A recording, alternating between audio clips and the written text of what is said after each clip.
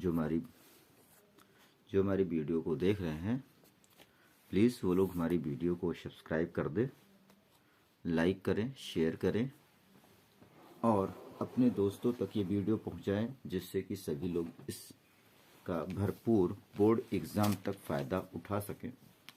कोशिश में है कि आपको पूरे क्वेश्चंस सॉल्व करवा रहे हैं, न्यूमेरिकल जो कि आते हैं बोर्ड पेपर में और छूट भी जाते हैं आप लोगों के।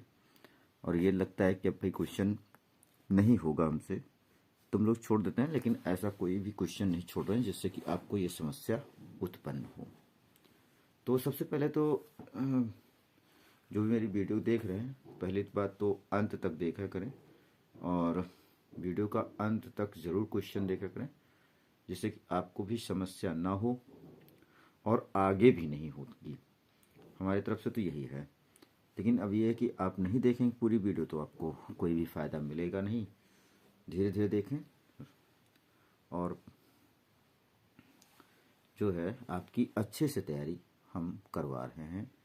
तो क्वेश्चंस टफ तो नहीं है, लेकिन अप्रॉक्सीमेटली अब आपके लिए तो टफ ही हैं। तो इसको इजी बनाने की हम कोशिश कर रहे हैं, जिससे लेकिन ये है कि हाँ, आप वीडियो पूरी देखेंगे तभी लाभ मिलेगा, और यदि पूरी वीडियो नहीं देखेंगे तो कोई वो नहीं होगा। वो लोग क्या होते हैं ना कि थोड़ा सा देखा हुआ छोड़ दिया, छोड़ो क्या क्वेश्चन है, आएगा नहीं। तो ऐसा कुछ भी नहीं है। आप कोई पेपर उठा के देखिएगा, आंसर उठा के देखिएगा, इसी तरह से क्वेश्चंस आपको न्यूमेरिकल मिलेंगे। तो अधिकतर हम न्यूमेरिकल ही लेकर आए हैं अभी हम, और इसे देखें। तो प्लीज़ वीडियो को लाइक शेयर अपने दोस्तों करें, शेयर करें, लाइक करें, सब्सक्राइब करें और कमेंट में ज़रूर बताएं कैसी लगी वीडियो। देखो लिखा है हाइड्रोजन परमाणु की आयनन ऊर्जा 13.6 इलेक्ट्रॉन वोल्ट है। सीधा सीधा इसने कह दिया 13.6 इलेक्ट्रॉन वोल्ट। वही चीज लिखा है the ionization energy of the hydrogen atom is 13.6 electron volt. कह रहा है एक फोटॉन किसी हाइड्रोजन परमाणु पर जो प्रारंभ में न्यूनतम ऊर्जा अवस्था में होता है गिरता है और उसे n बराबर 3 अवस्था तक उत्तेजित करता है। कोई बात नहीं, मतलब न्यूनतम ऊर्जा अवस्था में होता है और क्या होता है, गिरता भी है, लेकिन वो n बराबर 3 अवस्था तक उत्तेजित कर देता है। तो वही लिखा है a photon falls on a hydrogen atom which is initially in the lowest energy state and excites it to the n equal to 3 state. कह रहा है इस संक्रमण को ऊर्जा स्तर आरेख में दर्शाइए। चलो भाई, हम लोग इसको ऊर्जा स्तर आरेख में भी दर्शाएंगे। कैसे ऊर्जा स्तर आरेख में दर्शाया जाता है। और दूसरी बात क्या कह रहा है कि calculate the wavelength of the photon, photon की तरंग दैर्ध्य की गणना भी करनी है। फोटॉन की तरंग दैर्ध्य की क्या करनी है, गणना भी करनी है। तो अब चलते हैं, सॉल्व करते हैं।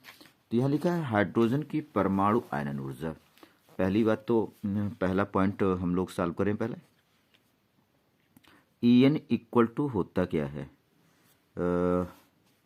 En इक्वल टू हमें तो दिया En equal to -13.6 electron volt दिया है। तो En उत्सर्जित ऊर्जा के लिए फॉर्म क्या होता है हमारा -13.6।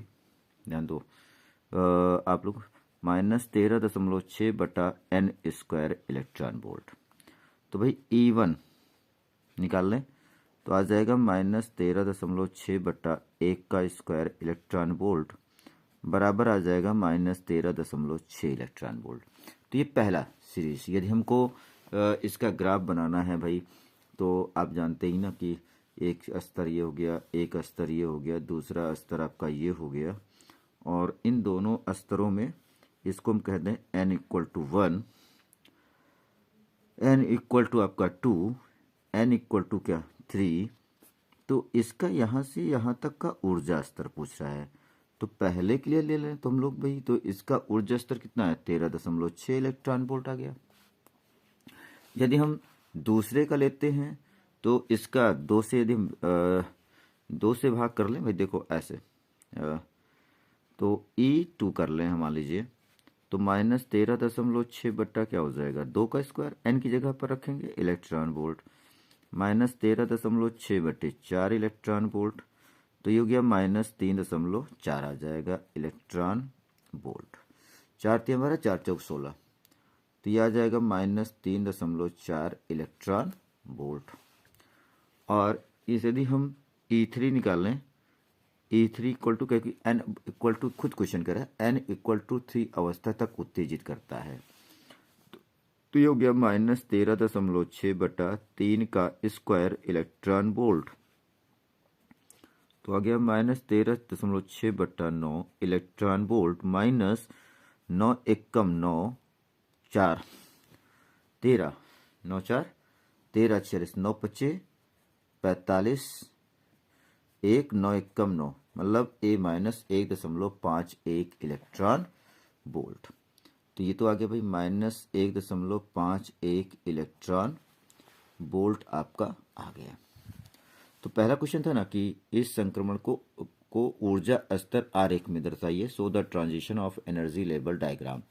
तो ये आपका एनर्जी लेवल डायग्राम हो गया कि इसको मैंने आपको दर्शा के दिखा दिया। अब दूसरा कह रहा है फोटॉन के तरंग दैर्ध्य की गणना भी करनी है।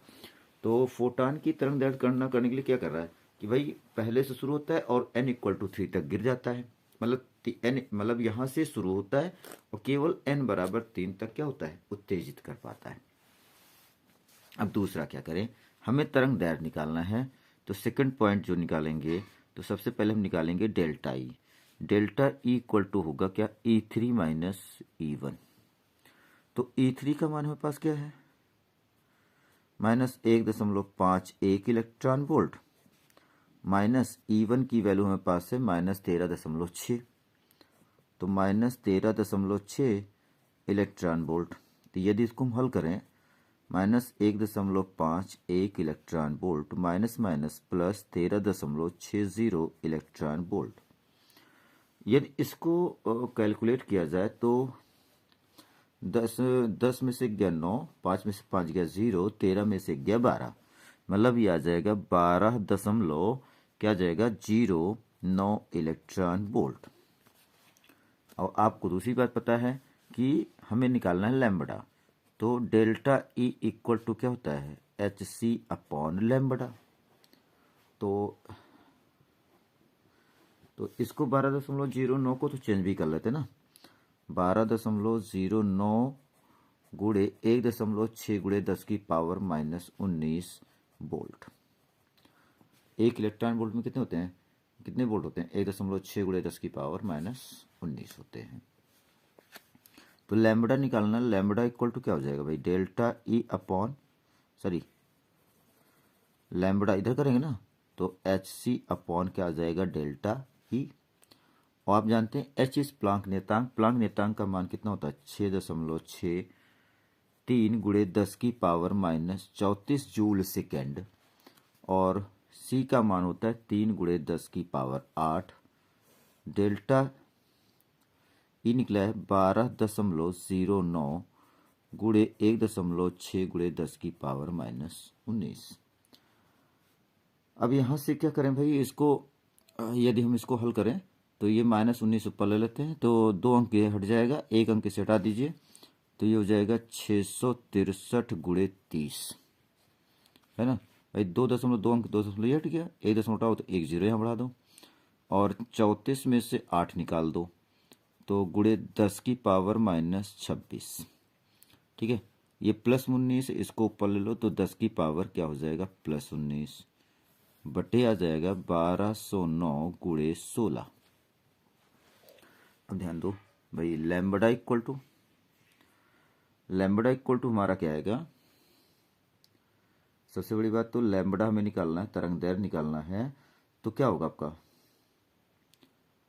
तो 0, 3 त्रिका 9, 3 छंग 18 और 3 छंग 18 19, 1209 गुणे 26 में से 19 निकाल दो, -7 मीटर आएगा।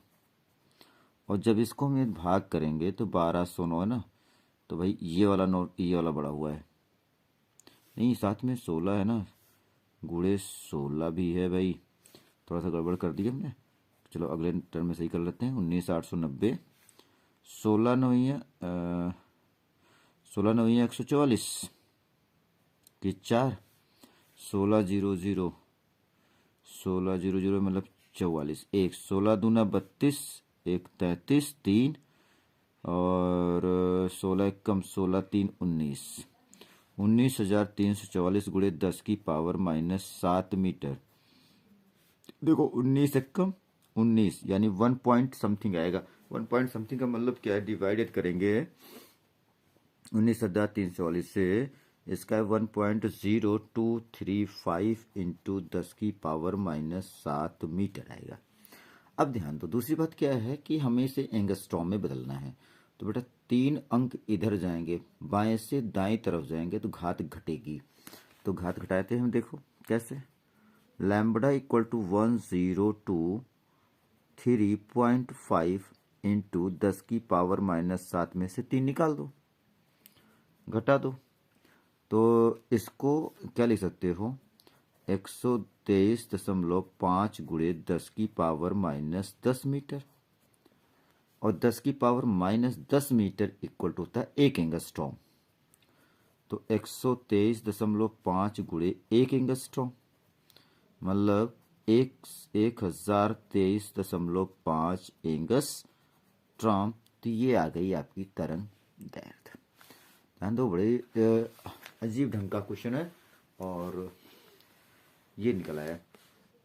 लेकिन क्या कह रहा है, उपर्युक्त संक्रमण में कितनी, तीसरी बात क्या कह रहा है, उपर्युक्त संक्रमण में कितनी उत्सर्जन रेखाओं की संभावना है। तो उत्सर्जन रेखाओं, संक्रमण में कितनी रेखाएं हो सकती हैं। तो इसके लिए जो तीसरा फॉर्मूला बनता है, उत्सर्जन संक्रमण में रेखाएं, उत्सर्जन संक्रमण में रेखाएं, तो इसके लिए फॉर्मूला जो बनता है वो है n इंटू n-1/2। तो ये पता है ना कि n बराबर 3 तक अवस्था तक उत्तेजित करता है, तो n का मान क्या है, देख लो 3 है ना। तो यहां पे रखेंगे 3 इंटू 3-1/2। तो 3 में से 1 जाएगा 2/2, 2 से 2 कैंसिल हो जाएगा, तो इक्वल टू कितना आ गया, 3 आ गया। तो कह रहा है कि उपर्युक्त संक्रमण में कितनी ऊर्जाएं, उपर्युक्त संक्रमण में कितनी उत्सर्जन रेखाओं की संभावना है। तो केवल उत्सर्जन रेखाओं की जो संभावना है वो केवल कितनी है, 3 है। तो देख रहे हैं ना क्वेश्चन किस तरह टेढ़ा मेढ़ा है, और ऐसे ही बोर्ड में क्वेश्चन आके बैठ जाते हैं जिससे कि हम टेढ़े मेढ़े में ही रह जाते हैं और क्वेश्चन को भी सॉल्व करेंगे इसी तरह।